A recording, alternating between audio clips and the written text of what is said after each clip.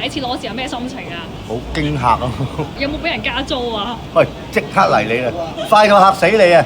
大家都問香港有咩好嘢食，今日就嚟到咗深水埗呢度，呢間連續攞咗9次米芝蓮，連蔡瀾食過都話好食嘅大排檔，犀利啊！行日都坐滿晒人。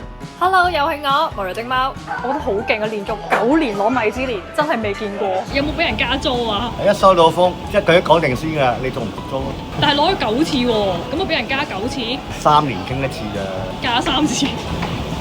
一日裡面咧試過最多係賣幾多隻龍蝦啊？最高嗰時，一日賣咗4隻。傾完偈，即刻過嚟睇下有啲咩靚貨。哇！大條肥斑，大隻黑邊鮑魚，對比下我隻手，超大。黑邊單，你每隻都係1斤上。事不宜遲，影完張大合照即刻起筷。哇！你睇呢片鮑魚大片到咧，2片都夠 full mask 啦已經。呢個殼就係我哋啱啱咧見到好大嗰隻嚟嘅，係同你手一樣咁大嘅。新鮮食材咧係唔需要烹飪嘅，食件似新鮮啦。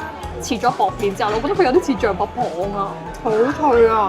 嗰個咬口啦，同埋成口都係海水味啊！我試下唔點呢個 wasabi 先，唔點汁都 OK 啊，個好爽好滑。乳鴿又係乳鴿，咁裏邊咧就會有乾瑤柱啦、花膠啦、燉粥佢一日一夜。呢個湯我哋每日做6個。哇！嗰啲乳鴿溶晒喺湯裏面，勁入味，啲鴿得上滿晒啲湯味，係已經脫晒骨㗎啦，煲到你睇下，就係咁啦。哇！呢個瀨尿蝦真係手臂大，童叟無欺手臂瀨尿蝦。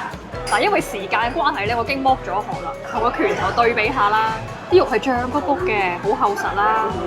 我覺得肉厚到咧，一啖係咬唔晒嘅。麒麟魚係，平時係咪真係好多明星會過嚟㗎？黃宗澤咯，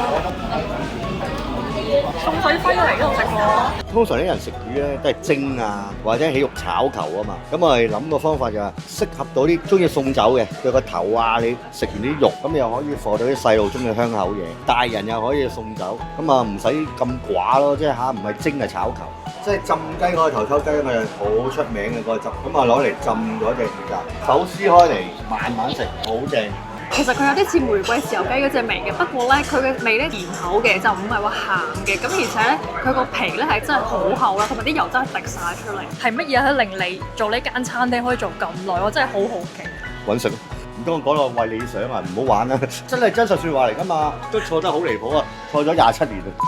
哇！食完咧超滿足啦，特別係嗰個鴿湯咧，令我超級無敵難忘。即係喺鴿嘅肉裏邊咧，食出咗翅嘅感覺，我覺得真係非常非常之正。